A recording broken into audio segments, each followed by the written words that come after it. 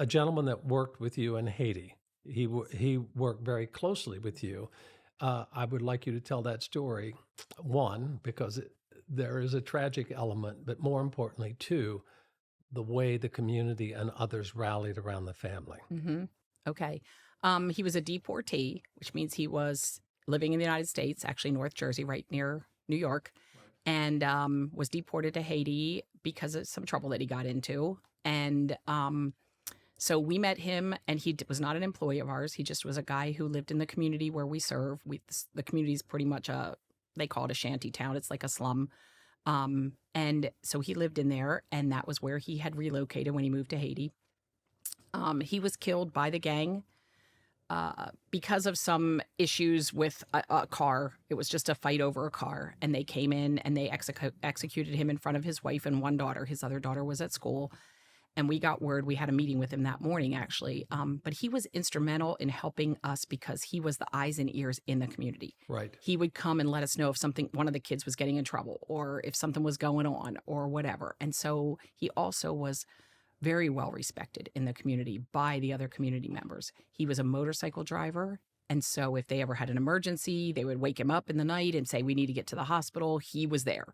So he's just an all-around good guy, had just made some poor choices in the United States and gotten deported. Right. And so when he passed away, it was a huge loss for our organization.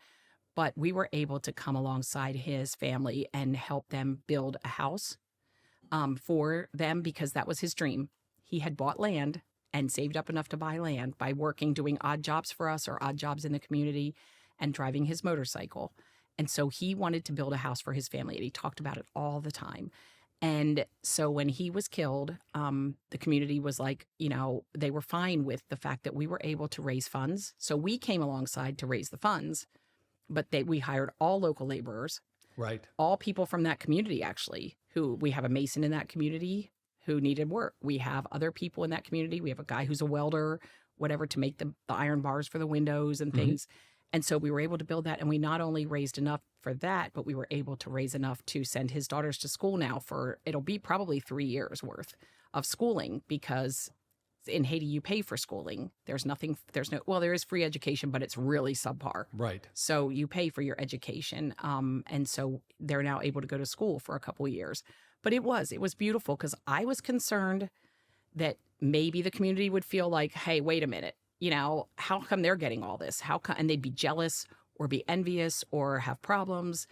Not at all, because they cared about him enough, and they also respected what we were doing. And so people just volunteered, people helped, people worked, and it was just... I go back to that pebble in the lake. One good act of kindness, it ripples out. Mhm. It always ripples out. And he would be proud. He would be proud to see that his daughters are getting their education, that his wife now has a secure place to live and, has a little home, and actually started a little business on the side now. So Right. she's able to continue to support them.